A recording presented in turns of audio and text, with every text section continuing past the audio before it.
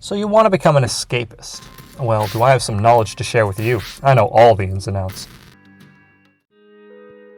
After initially waking up and making friends out of the locals, I headed to the cafeteria for an early breakfast before heading to the gain station. I didn't really need to do this job, as I wasn't planning on needing money in this prison, but I wanted to prepare myself for doing the repetitive job chores that I'd probably need for future prisons. After almost losing my first fight to an officer, I headed to bed after reaching respectable 87 strength in my first day. It's gain time. I headed back to the gain station after beating up my first officer with a baseball bat that I stole. But then I accidentally triggered a lockdown immediately after and had to restart the whole day again. Okay, comb blade, check. Max gains, check. Speed training, check. Let's do this.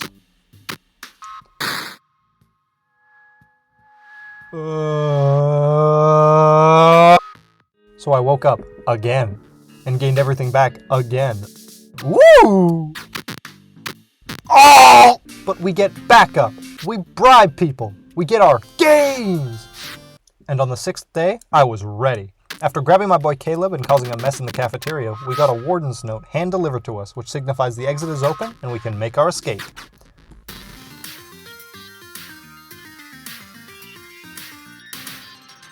Fantastic. With center perks down, we can move on to Huh?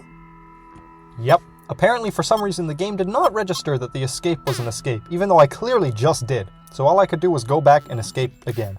Except no, because I lost the footage, and it still didn't work. So after a quick reinstallation and a third escape, I finally managed to unlock the ice-cold stalagmite.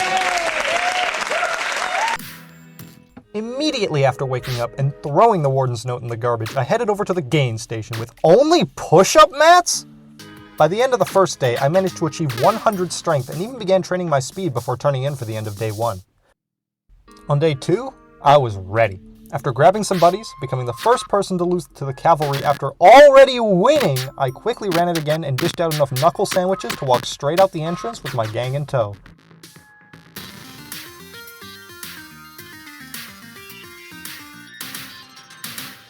Shankton State Pen is a massive prison, with double the guard count making a violent escape impractical. I mostly spent the first day reading and raising the opinions of the guards so they'd stop stealing my bed sheets.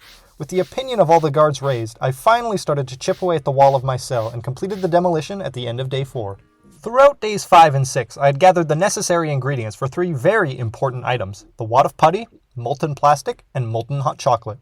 And it turns out, if you put them too close to the door, Officer Max is going to roll up and rob you of everything.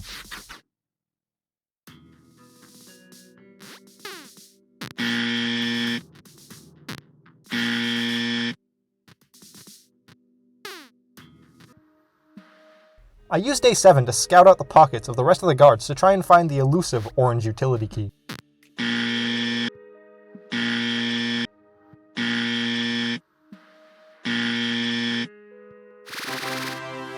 After determining it was Ricky and some quick reading, I made 3 key molds and combined them with my molten plastic to make 3 shiny new keys, which I promptly used to unlock the utility gate in the vents to allow myself up into the roof, where I found a very handy drop-down spot. Day 9 was possibly one of the luckiest days I've ever had in this game. In one day, I found 3 sheets of metal, 4 rolls of duct tape, 2 pieces of timber, and 3 files. Bam! Lightweight shovel, and I just got a flimsy pickaxe. Best day ever. I used day 10 to scout out upgrade materials for my flimsy pickaxe before being found at lights out and having to redo the whole day again. But day 11 saw me upgrade from a lightweight to sturdy shovel and also making a second lightweight one. Now, why didn't I use that duct tape to make a multi-tool instead? Because I didn't know it existed. Oops. Day 12 is where it finally happened. The beautiful, legendary quadruple stain!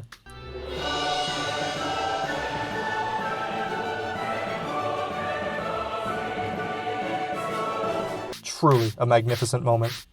After that ordeal, I went outside to scout out potential places for my little digging project, and in the end I chose here because that way I wouldn't have to worry about this fence. Day 13 is the escape day. I made myself a bed dummy, plopped it into my bed after lights out, slipped into my guard uniform, and creeped onto and off of the roof with all my tools over to the dig site where I...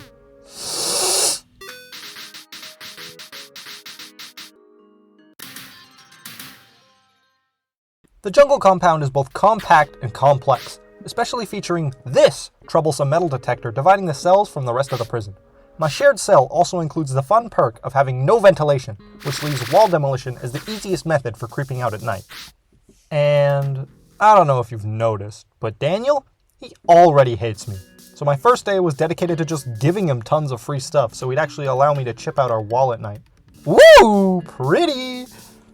Now, I had never even heard of these prisons before, so I purchased a phone tip telling me to look to the north for a special item. I also purchased a guard outfit and chipped out that hole in the wall by the end of day 3. Day 4, I started to get rid of this library wall. And fun fact, there's no natural guard path that leads them here, so you're decently safe while chipping away. And right after, I moved to demolishing the supply room wall too. And I gotta say, it's very interesting that guards will dispose of random wall blocks they find on the ground, but immediately trace a small pile of dirt back to you. Now that I'm in the storeroom, I have to be careful. Since this is behind 2 red doors, it's pretty clear that prisoners shouldn't be allowed in here.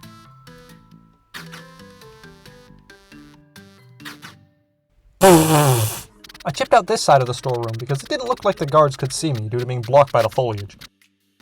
And on day 7, I took my time to learn who had the red key manually, because I'll probably need it, and I didn't know you could just figure it out from the starting layout.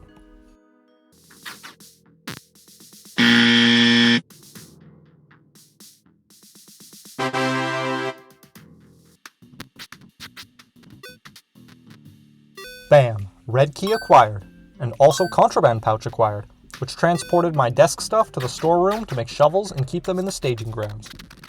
I made a bed dummy, found this seemingly rare double glass shard on someone, set up my fluffy decoy friend, plopped on my uniform, and headed over to the soon-to-be dig site. Thanks to a lucky crafting note with the recipe for the ID papers, I knew the necessary materials to bring.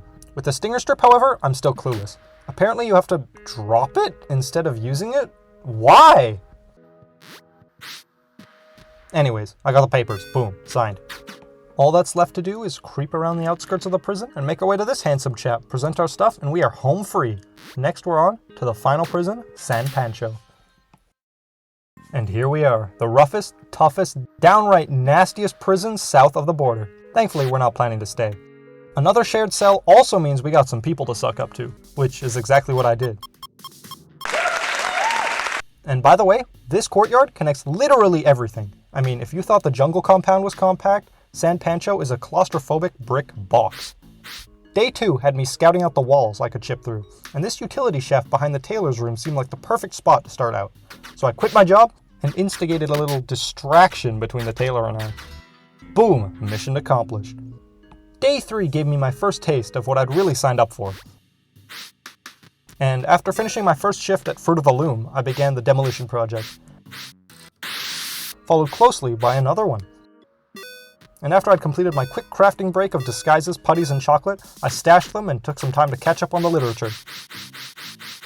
I also bought this phone tip informing me the generator was on the roof, so after a quick demolition session, I took to the roof to scout out where this generator may be, and found nothing.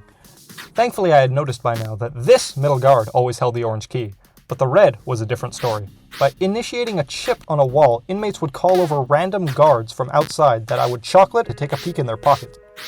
And oh my goodness, did that take a while. I spent about an hour pretending to scrape a wall in front of inmates for the chance of the right guard showing up. And following that, I gave away all the putty I'd crafted because I'd made way too much and I didn't need it anymore. Halfway through day 7 is where the supply room raids begin. Sneaking through the employment office and jumping off the roof, I can key my way into the supply room for infinite timber tunnel braces. My constant desk shakedowns also had me drowning in duct tape. After another quick digging adventure, I raided the tool shed again, this time for some metal sheets that I could use to upgrade my shovels, which I would then reinvest into digging. I go up the ladder and find nothing! Meaning the generator has to be up one of the 2 utility shafts I didn't check yet. I took this opportunity to snag the orange key after crafting some more putty. And I didn't need it anymore. I went up the ladder, bingo. To celebrate, I made a pickaxe and the multi-tool! Since the doors lock after lights out, I would need a yellow key to bypass it. I didn't need it anymore. Huh, that's pretty neat. The night of day 13 is when I carried out my attack on the dastardly roof generator. I used 3 wires to make a fake fence, climbed up, snipped through, and Electricity offline. Now we can resume digging. Excuse me, what? Anyway, this last stretch of digging will finally end our tunneling adventure. The edge of the map. That's probably a good sign. And here we are, day 15. After a lot of waiting through the day. With multi-tool in hand, all we have to do next is wait for the Jeep to roll on by.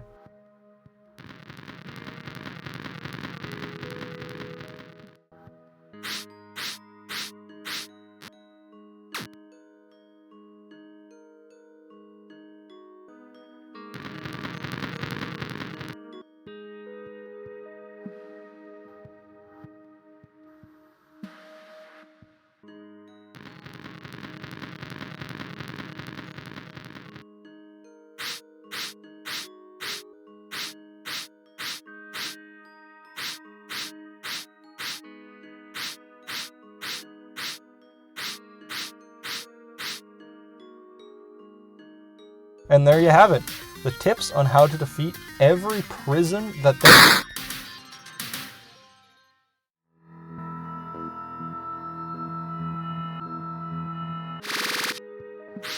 Well, looks like we've got one more to deal with. First thing we're going to do is grab some knives to gain access to the extensive ventilation, all from the safety of my cleaning cubby. Hey, at least they have good internet here. Next task, favors. There are multiple vendor-exclusive items we'll need to escape here, so I have to take every easy favor I can get. So here we go, earning petty cash through many favors and creating the contraband pouch once again. And one morning...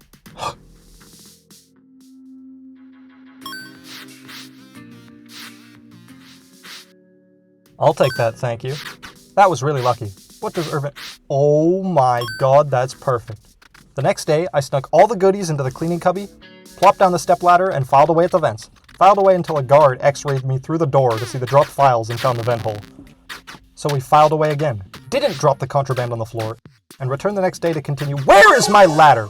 For some reason, place stepladders disappear overnight, and there's no way I can sneak the ladder to and from the cubby every day. So we have to do the fake vent cover dance in our cell instead, while disabling the security camera installed in there. Finally. I stored my balsa wood up there for later crafting. Did a bit of slashing and money making, followed by some more slashing, only to be rewarded with an entrance key! I even got more money for a guard outfit, slashed away to find my previous items, and took my first adventure up into the roof. There wasn't much to see up there right now, but there were multiple roof levels I could climb down on later to explore further. I crafted some cutters to slash even more vents, and... Day 13 I ventured out around the compound further, and on the south side stumbled across the storeroom with a mysterious ladder leading up it. I also crafted a sheet rope to roam across the central roof, and found this very intriguing zipline. Getting up to the start required a grappling hook, which began my long quest to find 2 crowbars I could actually afford. In the meantime, I crafted some raft components, earned some money, finished the raft, made a utility key, and explored the zipline roof to find a second zipline. Using these required a zipline hook, which I made. I then earned a ton in preparation for those crowbars that still hadn't appeared since I started looking for them. And oh boy, did I wait for them! Waited and waited until... Yes! One down and one more to go.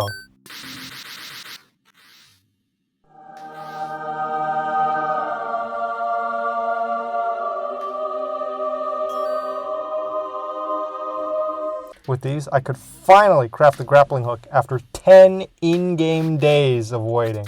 Please, Spud, you deserve it. No, thank you. With all the necessary items, I dropped off half in the afternoon and returned with the second half come nightfall, where I creeped up onto the roof and ziplined over the electric fence, sneaked between it and the concrete wall, into the storeroom, up the ladder, through the fence, down the wall, across the shore, to the dock, and that was that.